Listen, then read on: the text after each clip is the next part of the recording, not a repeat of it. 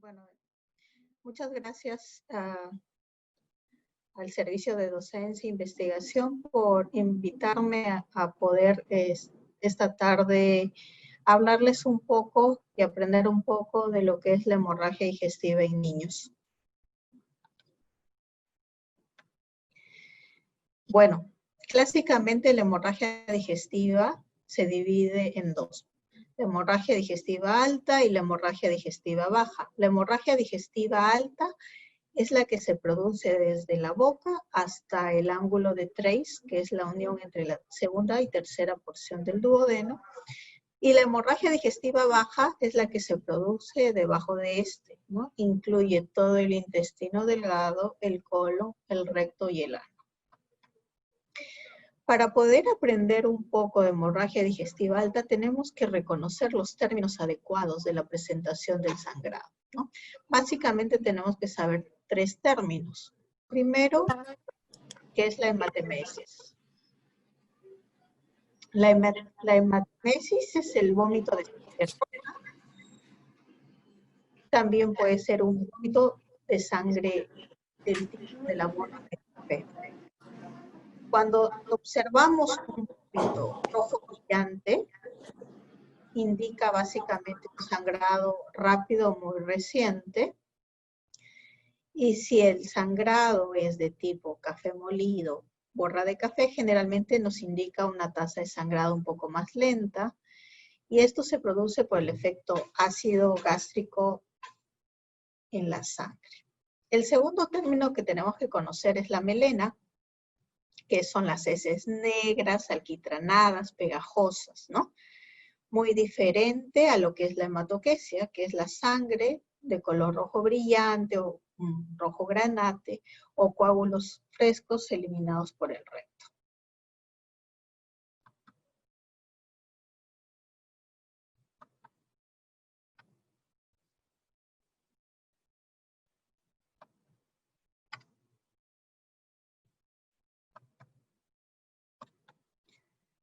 No corre. Bueno. Entonces, al nosotros reconocer estos términos, nos ayuda un poco a diferenciar qué tipo de patología está produciendo este sangrado. En el caso de la melena, generalmente es un sangrado digestivo alto. También puede ser producido por las púrpuras de Henoch. En el caso de la hematoquesia nos preguntamos, ¿estamos frente a un dolor abdominal asociado a hematoquesia? Pues si nuestra respuesta es no, probablemente estemos frente a un divertículo de Meckel o alguna alteración arteriovenosa.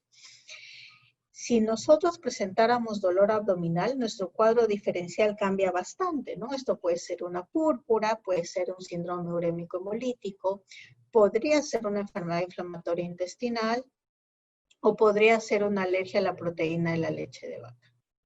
En los casos de niños recién nacidos, especialmente los prematuros, estaríamos frente a una enterocolitis necrotizante. Si nuestro sangrado es un sangrado escaso, rojo brillante, pues estamos frente a un pólipo rectal, podría ser una hemorroide o podría ser una fisura anal. Entonces, cuando tenemos un sangrado digestivo, nosotros tenemos que pensar, ¿realmente estamos frente a un sangrado digestivo?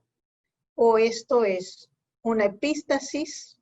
Es un niño que ha ingerido sangre y luego presenta un vómito o puede presentar una melena si esta epístasis es muy abundante, ¿no? O estamos frente a un recién nacido o un lactante menor, pocos meses de vida, que presenta un sangrado digestivo. Entonces, si estamos frente a este caso, nosotros podríamos sospechar que podría ser una ingestión de sangre materna, ¿no? Y no ser un sangrado verdadero. Entonces, para eso tenemos a la prueba de Abdowni. Es una prueba que se basa en que los recién nacidos tienen una hemoglobina fetal distinta a la hemoglobina de un adulto, que al estar en contacto con una sustancia alcalina, esta va a mantener su coloración rosada, si es el caso de una hemoglobina de un recién nacido, pero si fuera el caso de una sangre ingerida, esta va a cambiar una coloración amarillenta, ¿no? Es una prueba muy importante en el caso de sangrados en los recién nacidos. Solo se puede usar en los primeros meses de vida, especialmente entre los 2 y 3 primeros meses de vida. Después de esto, esta prueba no es tan fidedigna, ¿no? Porque obviamente la hemoglobina fetal se convierte en una hemoglobina de adulto. Y entonces, ¿realmente estamos frente a una hemorragia digestiva?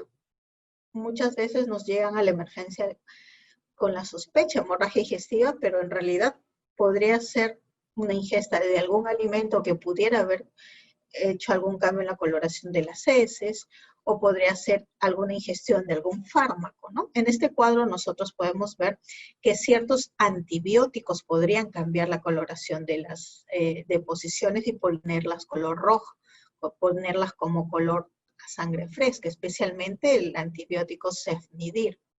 La remolacha, la gelatina, los bocadillos, especialmente los bocadillos picantes, también podrían producir una coloración roja en las deposiciones. Una coloración negra similar a la melena también se puede producir por la ingesta de chocolates, de arándanos, muy frecuentemente por los suplementos de hierro y cuando ingerimos grandes cantidades de alimentos de color verde oscuro. Es importante también reconocer que algunas pruebas de sangre oculta en heces, como el tébeno, nos pueden dar falsos positivos, especialmente si hemos ingerido carnes rojas o algunos vegetales que contienen peroxidasas, como los nabos, los rábanos, el brócoli, coliflor y melón. Entonces, si nosotros estamos frente a una hemorragia digestiva alta, tenemos que orientarnos para saber a qué tipo de enfermedad estamos. Y para eso nos sirven los grupos etarios. En los recién nacidos, habíamos comentado ya sobre la sangre materna ingerida. También es importante reconocer en los recién nacidos las deficiencias de vitamina K. A veces se nos olvida colocarle vitamina K a los recién nacidos y recordar que es importante que el recién nacido tiene un hígado inmaduro, entonces el metabolismo de la vitamina K es muy pequeño. Es importante también reconocer que el recién nacido prácticamente tiene un intestino, entre comillas, estéril, entonces la producción de vitamina K por la flora intestinal también es disminuido, y la leche materna también tiene muy pocas cantidades de vitamina K, por eso es que se administra vitamina K a todo recién nacido para la prevención de la enfermedad o el sangrado por déficit de vitamina K. En los recién nacidos no es muy frecuente la gastritis por estrés, pero es frecuente sí en las unidades de cuidados intensivos, ¿no? Donde vamos a observar niños que están con shock séptico y pudieran presentar algún tipo de estrés y producción de úlceras. La esofagitis también podría darse casos, no es tan frecuente. Recordar que la sonda nasogástrica, cuando se coloca en forma traumática, también puede producir hemorragia digestiva, algunas anomalías vasculares, duplicación intestinal.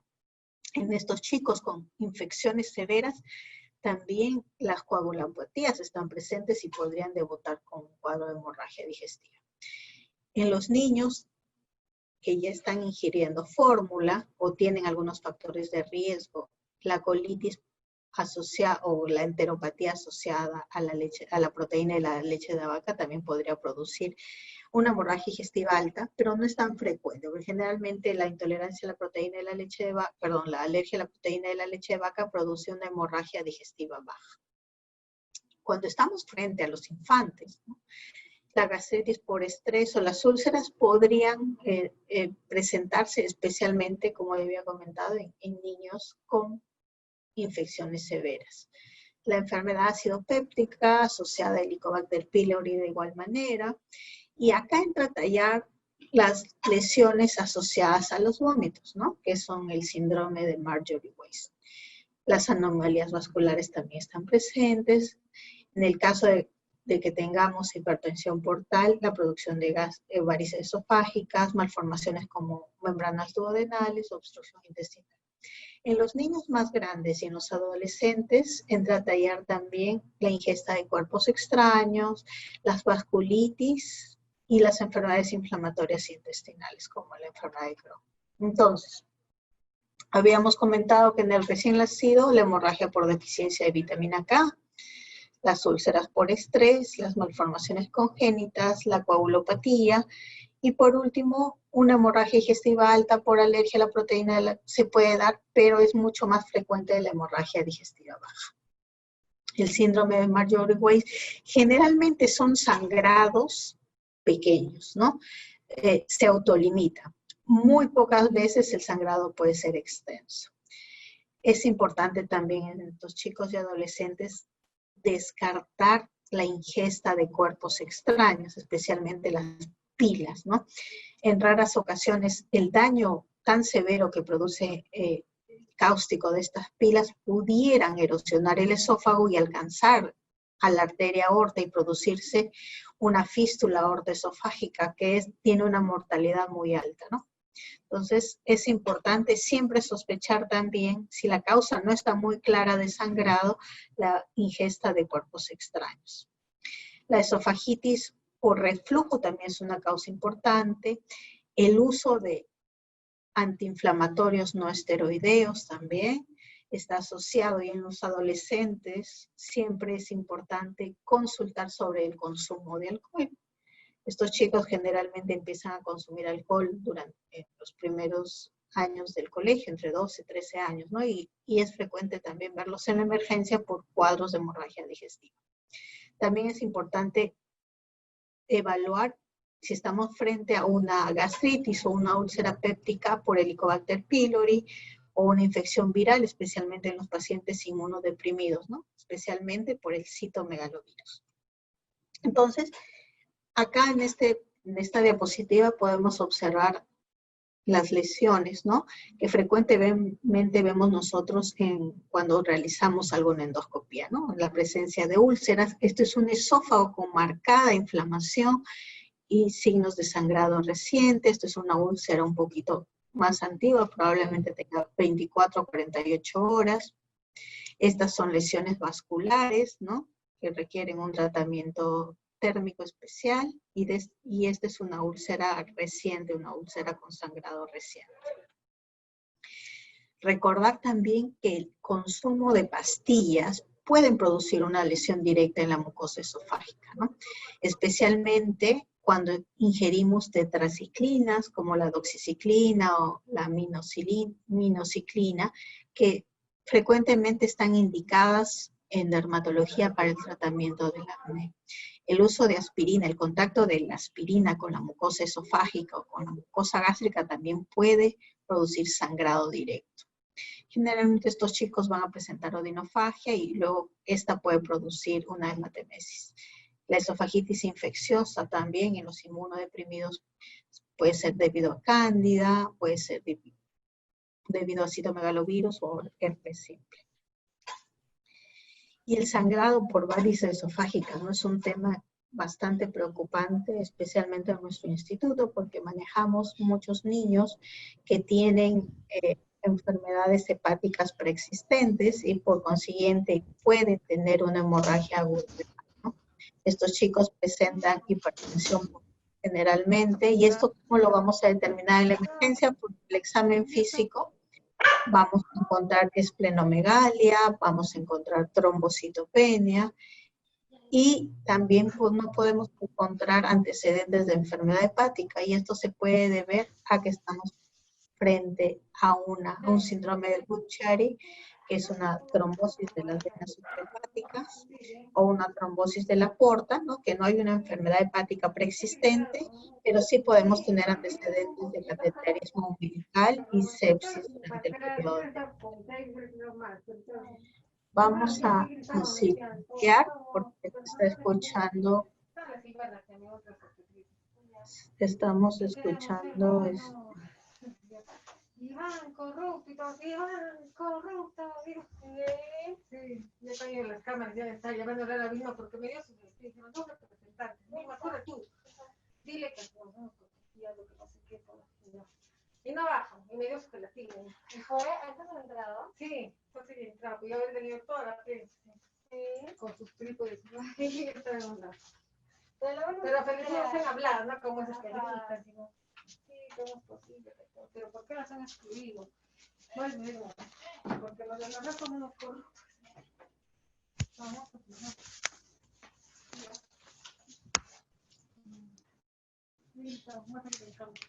¿Cómo no tenía un megáfono en el tambor? Sí, pues. Ya no voy a callar más. No, no voy a callar. Nosotros tenemos que hacer una evaluación inicial y reanimación.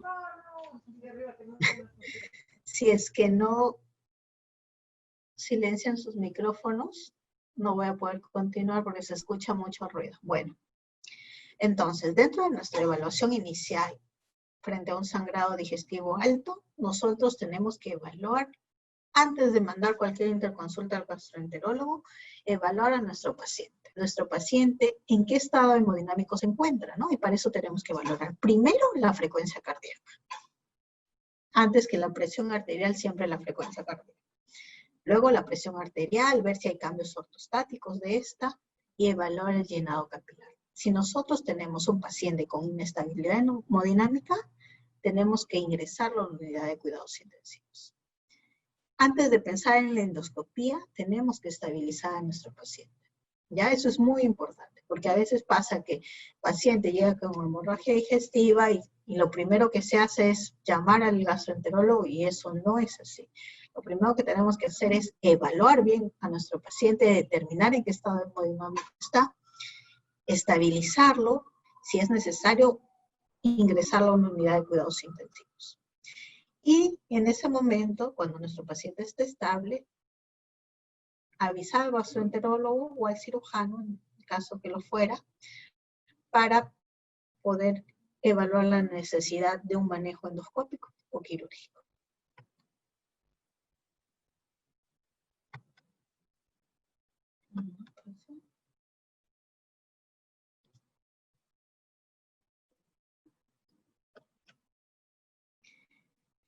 ¿Qué características nos sugieren que estamos a un paciente con una hemorragia grave? Uno, la melena y la hematopesia. O sea, si el paciente viene con una melena, tienes que hacerte la idea que este sangrado es importante y bastante en volumen, que se ha evidenciado clínicamente en una melena o en una hematopesia. Valorar la frecuencia cardíaca. Si nuestro paciente tiene un basal y sobre su basal se ha incrementado más de 20 latidos por minuto, probablemente estemos ante un paciente inestable. El llenado capilar prolongado de igual manera. Si la hemoglobina ha caído en más de 2 gramos por decilitro de igual manera, si tú ves que ha sido necesario la administración de bolos de cloruro igual, y si ha sido necesario transfundirlo porque su hemoglobina es menos de 8, estamos ante un paciente grave. Entonces, existe ya una clasificación de shock hemorrágico que se divide en 4 clases y evalúa todos esos parámetros que hemos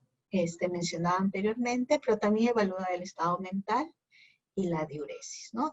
Y nos sugiere de cuánta pérdida de volumen sanguíneo hemos tenido. Entonces, en la clase 4 hemos perdido aproximadamente más del 40% de nuestra volemia, y en la clase 1, que es la clase de sangrado, de shock hemorrágico leve, en realidad, menos del 15%. Entonces, nosotros vamos a, una vez que ya hemos estabilizado a nuestro paciente, lo hemos transfundido si es necesario, lo hemos boleado si es necesario, lo hemos examinado y nos hemos orientado en la causa, empezamos a buscar la etiología, ¿no? Entonces, si nosotros hemos estado ante un pequeño sangrado, en el caso de que haya sido un sangrado pequeño, y este ha sido precedido de un vómito, probablemente esto haya sido secundario a un Marjorie Weiss, ¿no? Entonces, las medidas de observación generalmente van a ser suficientes. Y la supresión ácida generalmente se deja inhibidores de bomba de protones, pero vía oral. Entonces, tenemos algunos inhibidores de bomba de protones en el mercado, el más conocido, muy conocido, pues el omeprazol, pero los que tienen más estudios en niños son el esomeprazol y el pantoprazol. Entonces, las dosis varían de omeprazol de 1 a 3 miligramos por kilo, la dosis máxima es 80 y puede ser administrada en 1 o 2 veces la dosis total dividida en 2. El esomeprazol tiene mucho más estudios en bebés de 1 mes a 1 año y tenemos dosis según el peso que presentase el niño, ¿no? Y el Pantoprazol, de igual manera, se puede usar en niños de mayor edad, en mayores de 5 años. En los pacientes que sí realmente están graves, después de haber todo hecho el manejo preliminar, tenemos que valorar el uso de sonda nasogástrica. ¿Por qué es importante el uso de sonda nasogástrica? Porque nos permite confirmar el diagnóstico de hemorragia digestiva. Y si esta todavía se mantiene continua o ya se dio, y nos permite hacer un lavado de la sonda para poder posteriormente hacer una endoscopía. Entonces, si estamos ante una hemorragia digestiva alta, no tengamos miedo de colocar una sonda nasogástrica y poder hacer un lavado. Y este lavado tiene que hacerse con agua o una solución salina normal a temperatura ambiente, ¿no? Antes se preconizaba el uso de lavado gástrico con agua helada porque se creía que disminuía el sangrado. Bueno, ahora se sabe que no es así. Entonces, actualmente se usa salina normal o agua y a temperatura ambiente. Si usamos agua helada, ¿qué vamos a causar en nuestros niños, especialmente en los más pequeños? Pues una hipotermia, ¿no? Y va a empeorar nuestro shock hipovolémico. Entonces, en estos niños graves, obviamente tenemos que usar inhibidores de bomba de protones, pero de administración endovenosa, ¿no? Entonces, la mayoría de tratamientos de hemorragia digestiva con inhibidores de bomba de protones se basa en estudio de adultos. No son muy pocos los estudios en niños. Entonces, se extrapola mucho el tratamiento. Entonces, habíamos comentado que el más estudiado en niños es omeprazol. Nosotros no lo tenemos tanto a la mano como en Estados Unidos, pero las dosis son bastante parecidas. Hay algunos estudios que valoran el uso de inhibidores de bomba de protones en infusión, también se puede dar, y acá lo he remarcado en rojito. Podemos usar omeprazol o esomeprazol, un bolo de 1 miligramo por kilo, máximo 80 miligramos, y luego continuar con una infusión de 0.1 miligramos por kilo por hora, máximo 8 miligramos por hora, ¿no? La misma dosis es omeprazol y omeprazol. En el en que tengamos una marcada sospecha de que nuestro paciente tiene varices esofágicas, podemos usar octreotide, que es un análogo de la somatostatina. ¿Qué efecto va a tener? Pues va a reducir la circulación portal y la presión intravaricial. En algunos estudios se ha valorado el uso de octreotide para causas no variciales. No hay guías que lo avalen, pero sí hay algunos pequeños estudios, especialmente cuando no tenemos a un endoscopista a la mano, cuando la endoscopía no ha tenido éxito o cuando no está disponible, ¿no? ¿Cuáles son los efectos adversos? Pues la bradicardia y la hiperglucemia. Entonces, siempre que usemos octreotide, tenemos que hacer un monitoreo de la frecuencia cardíaca y valorar la glicemia. La dosis también es bastante controversial porque la experiencia en niños es bastante limitada, pero se suele dar un bolo inicial de 1 a 2 microgramos por kilo, máximo 100 microgramos, seguido de 1 a 2 microgramos kilo hora. La dosis se va a ir disminuyendo en las siguientes 24 horas si la hemorragia se ha detenido, ¿no? O sea, permanecerá la misma dosis si es que la hemorragia persiste y no ha sido resuelta mediante procedimientos endoscópicos. La endoscopía, ¿cuándo hacerla? Si estamos frente a un paciente que ya está estabilizado, debería hacerse dentro de las primeras 24 horas, máximo las 48 horas, ¿no? Obviamente, como les había comentado, siempre en pacientes que ya se han estabilizado previamente, se ha corregido el trastorno de la coagulación, se ha corregido la hemoglobina si estamos frente a una anemia severa, y permite también la endoscopía determinar qué riesgo de sangrado vamos a tener en los siguientes días y hacer intervenciones terapéuticas que pueden culminar el sangrado digestivo. Cuando esto no ha sido suficiente, porque a veces pasa que los procedimientos endoscópicos no son suficientes o no han hecho que se dé el sangrado, tenemos que hacer uso de algunas otras técnicas terapéuticas, como son la angiografía con embolización, y para esto los colegas de radiología intervencionista nos apoyan bastante. Y en el caso de lo que, si lo amerita, en el caso de alguna anomalía anatómica, también el procedimiento quirúrgico está aceptado. Entonces, estos puntos los vamos a detallar en una serie de cuadros que les comento ahora, que son los puntos claves cuando tenemos una hemorragia digestiva. Si nuestro niño tiene un sangrado repentino, nunca ha tenido sangrado, su sangrado es repentino, tiene una hematemesis masiva, es probable que sea o un sangrado por varices o un sangrado por una malformación arterial.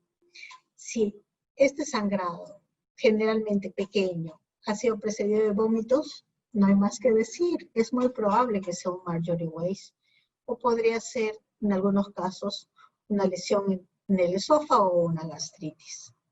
Si las deposiciones son negras o rojas oscuras, tenemos que meternos en la mente que esto es un sangrado importante y severo, generalmente del tracto gastrointestinal alto, ¿no?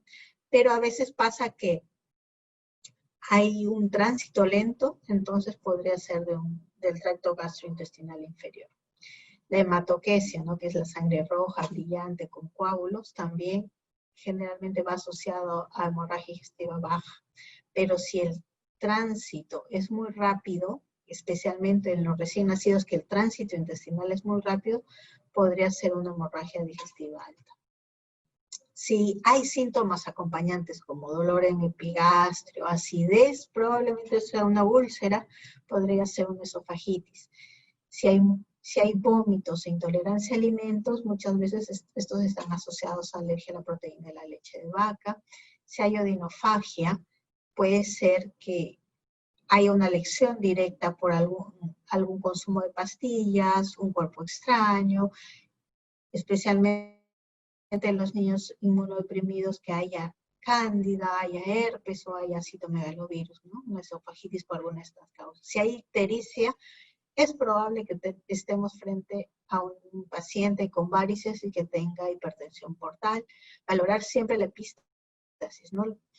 Especialmente si ya ha habido episodios anteriores y este chico hace hemorragia digestiva, es lo que tengo que pensar, probablemente sea por la dilución de sangre de las vías respiratorias altas. Si hay moretones con facilidad, pues lo que tengo que pensar más que en una úlcera, que es lo que tengo que pensar, es que este es un paciente que pueda tener un trastorno hemorrágico. La evaluación rápida, es muy importante hacer una evaluación rápida en un paciente con HDA. Evaluar la taquicardia, hipotensión. Si tenemos esto, probablemente este chico esté muy grave, esté en shock hipovolémico y tenemos que actuar con mayor rapidez. Si hay malformaciones vasculares o hemangiomas en la piel, es probable que también la tengamos en el tracto digestivo. Si hay hepatomegalia o el hígado está duro, hay esplenomegalia, probablemente estemos ante un paciente con hipertensión portal y tenga varices esofágicas. Entonces, ¿qué tengo que hacer? Primero, reanimar, estabilizar, iniciar tratamiento con un inhibidor de bomba de protones a las dosis que ya hemos conversado anteriormente y en forma intravenosa. La evaluación de la gravedad de la hemorragia es importante, hay que tratar de clasificar en qué grado de shock hemorrágico estamos. Algunas veces podemos ayudarnos de escalas pronósticas. La endoscopía tiene que hacerse idealmente dentro de las primeras 24 horas, siempre estabilizar previamente.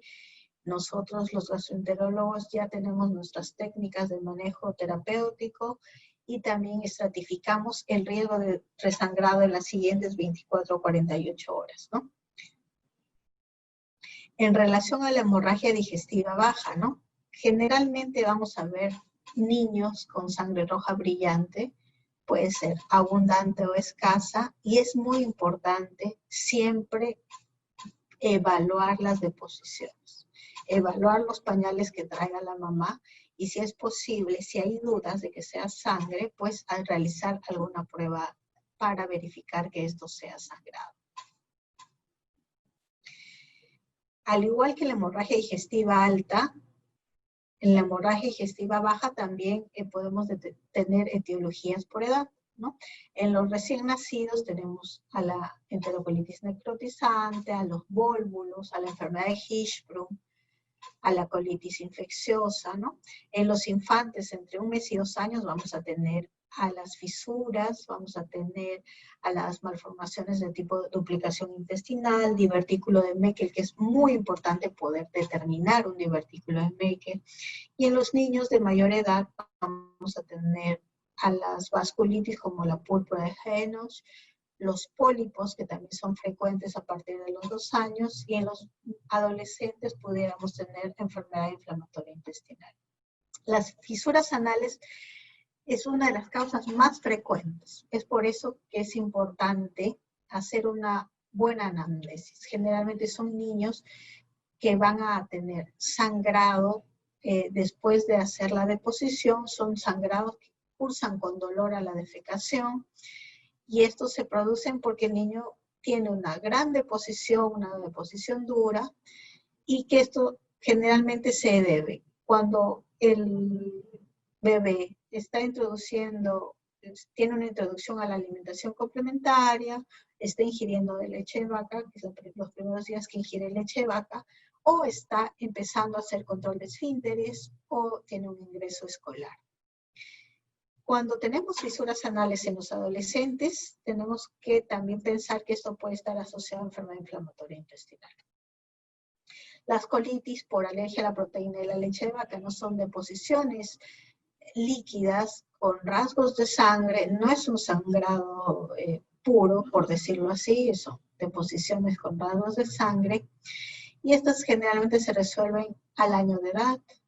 Recuerden que esto se produce en bebés alimentados tanto con leche materna o con fórmula, y generalmente son heces blandas. A veces la sangre se ve como pequeños rasgos, o puede ser también una sangre que solo se observa en un estudio de heces, ¿no? El divertículo de Meckel. Es muy importante tener en cuenta dentro de nuestro diagnóstico diferencial, porque un divertículo de Meckel tiene una alta mortalidad si no se resuelve quirúrgicamente. Suele ser asintomático, los sangrados pueden ser intermitentes o pueden ser agudos y masivos, y pueden presentarse a cualquier edad, pero es más común en los niños menores de 2 años, ¿no? El estudio de divertículo de Meckel se hace mediante gamografía para determinar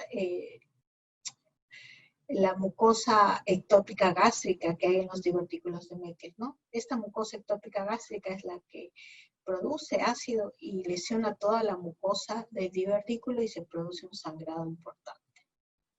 Si nosotros estamos presentes a un sangrado asociado de dolor abdominal, pues nuestros diagnósticos cambian un poquito. Entonces tenemos que enfocarnos más en las malformaciones anatómicas, ¿no? Como la malrotación, la enfermedad de Hirschsprung, y en algunos casos la intussuscepción, ¿no? Que también es frecuente en los niños menores de edad preescolar, ¿no? Pero la intussuscepción, recordar que es un sangrado rojo grosella, es un rojo especial, no es un rojo brillante, sino es un rojo con un tinte medio anaranjado, brilloso.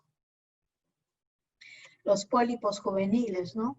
Generalmente los pólipos en niños van a ser benignos, suelen aparecer entre 2 y 10 años. Es importante recordar que el sangrado en este caso es indoloro, no es como en las fisuras anales que el dolor es exquisito. Este sangrado es indoloro, es rojo brillante, y generalmente son pólipos únicos o solitarios. En algunos casos, cuando hay síndromes acompañados, pudiéramos tener más de un pólipo. Y ya que estamos en tiempo de COVID, pues recordar que el COVID-19 también puede producir hemorragia digestiva, ¿no? Hay algunos estudios que han determinado que en un 15%, especialmente en los adolescentes o en los adultos jóvenes, pueden presentar hemorragia gastrointestinal, pero esta se asocia también a dolor abdominal, a diarrea, a vómitos y anorexia.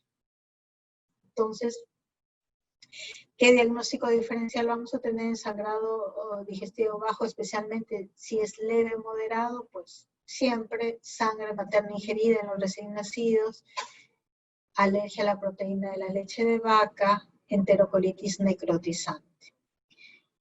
Las malformaciones vasculares o los hemangiomas también en este grupo etario, en los bebés pequeños, los quistes de duplicación intestinal, malrotación, también en el periodo preescolar, recién nacidos y bebés.